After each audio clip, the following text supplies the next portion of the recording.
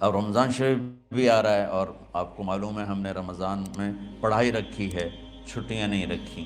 جب میں نے حسنین شروع کیا 1999 میں، تو اللہ نے میرے دل میں یہ بات ڈالی کہ رمضان تو علم کا مہینہ ہے، انا انزلناہ فی لیلۃ القدر، اور چاروں آسمانی کتابیں رمضان میں اور سارے صحیفے رمضان میں۔ اپنے اللہ کو کیا پسند تھا اس مہینے کا۔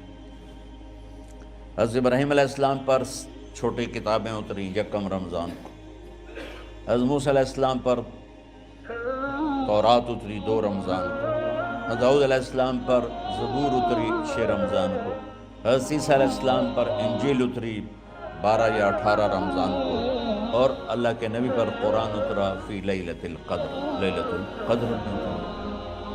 تو سارا آسمانی علم رمضان میں اترا۔ سارے مہینوں کے نام عربوں نے رکھے، محرم، صفر، ربیع الاول، ربیع الثانی، جمادی الاولیٰ، جمادی الثانی، رجب، شعبان، رمضان، شوال، ذوالقعدہ، ذوالحج۔ اس میں جو رمضان ہے یہ نام اللہ نے رکھا، باقی مہینوں کے نام تو رکھے عربوں نے۔ پھر ان کی زبان پہ اللہ لایا رمضان، چونکہ ابھی تو دنیا بھی نہیں بنی تھی اور اللہ نے قرآن کی تلاوت فرمائی تھی، تو اس قرآن میں تھا شہر رمضان الذی انزل فیہ القرآن۔ تو رمضان کا نام اللہ نے پہلے سے چن رکھا تھا، پھر ان سے رکھوا دیا۔ رمضان کہتے ہیں رمض یرمز، جل جانا، جل جانا۔ رمضان کو رمضان کیوں کہتے ہیں؟ کہ اس میں گناہ جل جاتے ہیں۔ مسلمان پہلا روزہ رکھتا ہے اور اس کے گناہ اللہ جلانا شروع کرتا ہے، اس کی بھوک پیاس کی آگ میں گناہوں کو ڈالتا ہے، جلاتا ہے۔ آخر 29 رمضان یا 30 رمضان آخری رات اللہ تعالیٰ اس کی پچھلے سال کے سارے گناہ معاف فرما دیتا ہے۔ تو اس کو اس سے تشبیہ دی گئی کہ جیسے جلنے سے چیز ختم ہو جاتی ہے، رمضان کے روزے کی بھوک اور پیاس کی تپش سے اللہ تعالیٰ پچھلے سال کے سارے گناہوں کو معاف فرما دیتے۔ تو مجھے خیال آیا اس وقت جب ابھی بالکل کزرع اخرج شطأہ تھا، ہمارے مدرسے کی مثال کزرع اخرج شطأہ، دعا کرو اللہ تعالیٰ فاستغلظ فاستوی علی سوقہ، اسے بنا دے۔ امید تو ہے کہ کچھ شکل اللہ نے بنا دی، اللہ اسے پوری دنیا میں پھیلا دے۔ میری تو تمنا ہے کہ ایک ایسی مثبت سوچ کے علماء کے اللہ میرے ذریعے سے تیار کروا دے جو امت کو جوڑنے والے ہوں، توڑنے والے ہوں۔ کتنا ظلم و ستم ہے کہ پیسے بھی لیتے ہیں اور امت کو توڑ کے چلے جاتے۔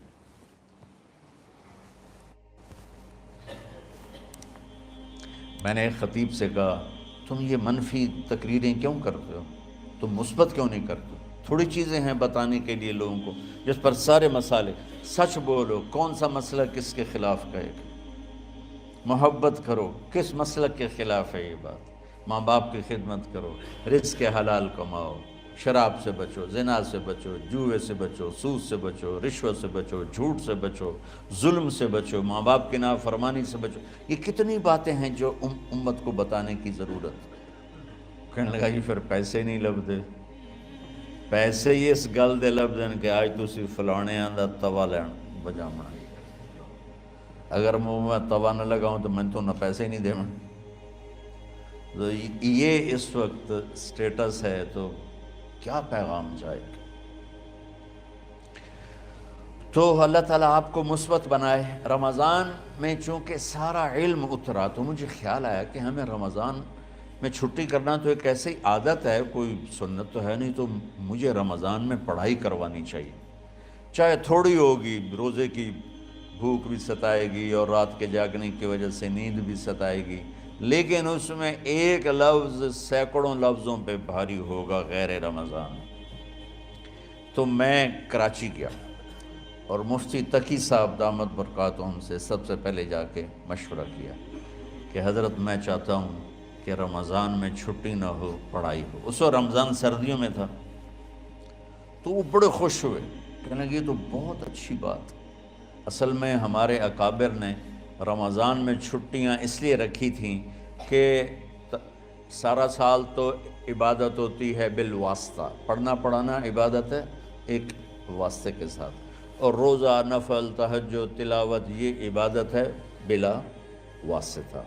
تو طلبہ علماء رمضان میں اپنا وقت عبادت میں گزاریں، کہنے لگے اب وہ عبادت تو ہوتی نہیں رمضان میں، تو بہتر ہے آپ پڑھائی شروع کرائیں، بہت اچھا ہوگا۔ وہ تو اتنے بڑے ہاتھی کے پاؤں میں سب کا پاؤں، اتنی بڑی ہستی نے، وہ صرف پاکستان کا سرمایہ نہیں پوری امت کا سرمایہ ہے، تو ان کی اس بولنے نے مجھے ہمت دے دی۔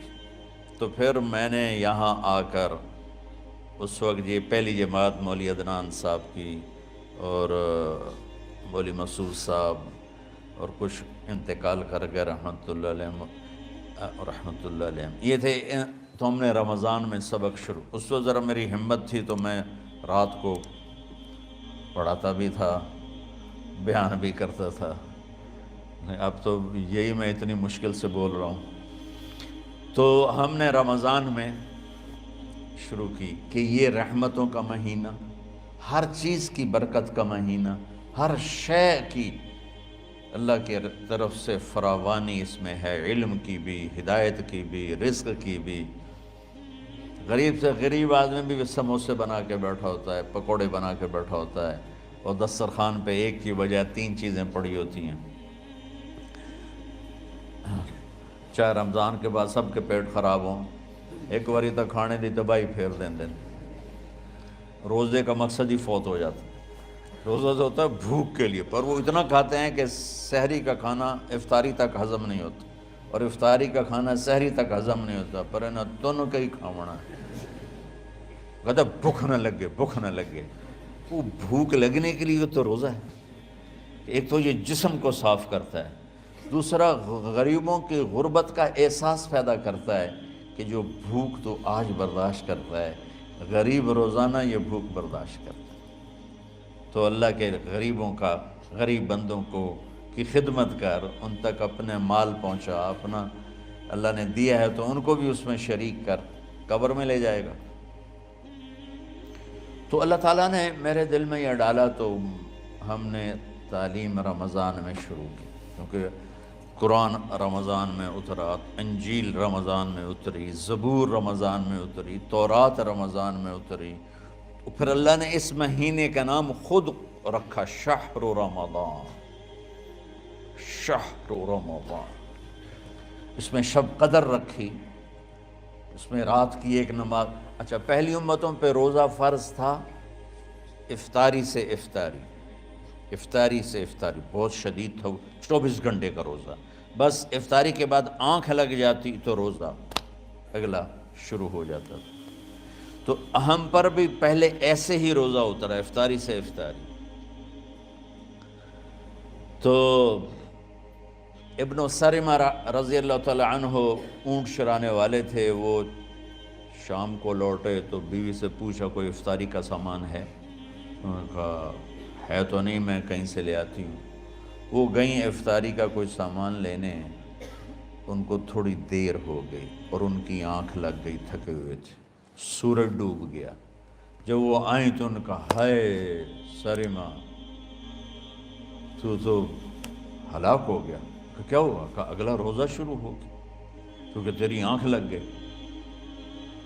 تو انہوں نے کہا چلو کوئی بات نہیں، لیکن ظہر کے وقت بے ہوش ہو گئے۔ ایک روایت میں آتا ہے نماز پڑھنے آئے اور گر گئے، اور ایک میں آتا ہے گھر میں بے ہوش ہوئے۔ تو جو بھی صورتحال تھی اللہ کے نبی کو پتہ چلا۔ کیا ہوا سرمہ کو؟ کہا جی وہ افطاری کر نہیں سکے تو روزہ شروع ہو گیا تو بے ہوش ہو گئے۔ تو اللہ کے نبی رنجیدہ ہوئے، تو اللہ تعالیٰ نے قرآن اتار دیا، چلو میرے محبوب ساری رات کھاؤ، حتیٰ یتبین لکم الخیط الابیض من الخیط الاسود من الفجر، کہ میرے محبوب صبح صادق تک آپ کی امت کو اجازت ہے، کھاؤ۔ پہلی امتوں پر افطاری سے افطاری، لیکن ان کی نماز تراویح نہیں تھی، تو ہمیں اللہ تعالیٰ نے دیا سحری تک، پوری رات۔ اچھا ایک صحابی آئے، یا رسول اللہ میں تو مارا گیا۔ آپ نے کہا کیا ہوا؟ کہا میرا روزہ تھا، میں بیوی کے پاس چلا گیا۔ آپ نے کہا تو پھر تو غلام آزاد کر، کفارہ دے۔ کہا جی میں تو خود غریب آدمی ہوں، غلام کہاں سے آزاد کروں، خریدنا پڑے۔ آپ نے کہا 60 مسکینوں کو کھانا کھلا۔ کہ میں آپ مسکین ہوں، میں کنوں کھانا کھلاؤں؟ آپ نے فرمایا پھر آخری ہے کہ 60 روزے رکھ، مسلسل رکھنے ہوتے ہیں جو کفارے کے ہوتے ہیں۔ وہ کہنے لگا ایک روزے چاہے کم کیتا ہے، 60 روزے اچھ میں کی کروں گا؟ تو آپ نے فرمایا اچھا ٹھیک ہے بیٹھ جا۔ بیٹھ گئے۔ تھوڑی دیر ہوئی تو ایک انصاری صحابی کھجوروں کا ٹوکرا لے کر آیا، یا رسول اللہ یہ صدقے کی کھجوریں ہیں، تقسیم فرما دیں۔ تو آپ نے فرمایا بھائی وہ کدھر ہو؟ کہا جی بیٹھا ہوں۔ آپ نے کہا ادھر آ، یہ کھجوریں لے جا اور 60 گھروں میں تقسیم کر دے۔ سبحان اللہ، اللہ نے اس امت کو لاڈ لڈائے ہیں، یہ اللہ کی لاڈلی امت۔ عجیب واقعہ یہ، کہنے لگا یا رسول اللہ کی قسم مدینے میں مجھ سے غریب کوئی نہیں، آپ ایسا کرو یہ میرا کفارہ مجھے ہی صدقہ کر دو۔ تو آپ اتنا ہنسے کہ یہ آخری دانت نظر آنے لگے۔ بہت کم ایسا ہوتا تھا، فَضَحِكَ حَتَّى بَدَتْ نَوَاجِذُهُ، ایسا ہنسنا آپ کبھی کبھی ہنستے تھے کہ آخری دانت پورا منہ کھل جائے۔ تو آپ اتنا ہنسے کہ آخری دانت تک نظر آنے لگے۔ تو آپ نے کہا اچھا جا لے جا تیرے واسطے، لیکن یہ صرف تیرے لیے اور کسی کے لیے نہیں ہے۔ تو جب ایسی خیانت ہوئی تو اللہ تعالیٰ نے دوسرا حکم بھی اتار دیا، باشروہن، کہ تمہارے لیے بیوی بھی حلال ہے، کھانا بھی حلال ہے جب تک صبح صادق نہیں ہو جاتی۔ لیکن اللہ نے ہمیں ایک نماز عطا فرما دی جس کو ہم آج صلاۃ التراویح کہتے ہیں۔ میرے نبی کے زمانے میں اسے قیام اللیل کہا جاتا تھا۔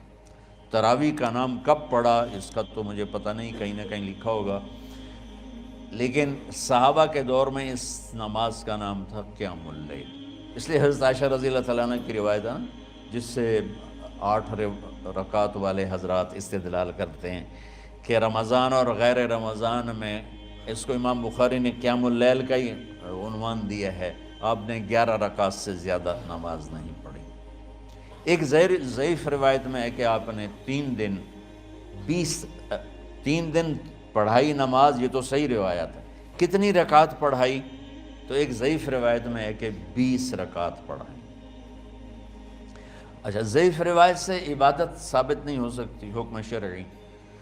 تو جب حضرت عمر رضی اللہ تعالیٰ عنہ نے سب کو، اب میرے نبی کے دور میں 3 دن کے بعد آپ تو آئے نہیں کہ کہیں فرض نہ ہو جائے، تو صحابہ اپنے طور پر قرآن سنتے تھے ٹولیوں میں۔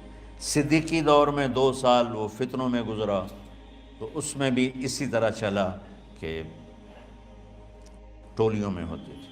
حضرت عمر رضی اللہ عنہ کے زمانے میں حکومت مضبوط ہو گئی، طاقتور ہو گئے، تو ابتدائی سالوں میں نہیں، چند سالوں کے بعد اب مسجد میں تشریف لائے تو لوگ اس طرح کوئی 4 ادھر 4 ادھر 5 ادھر 10 ادھر 20 ادھر، تو کہنے لگے ان کو ایک ہی امام پہ جمع کر دیا جائے تو کتنا اچھا ہوگا۔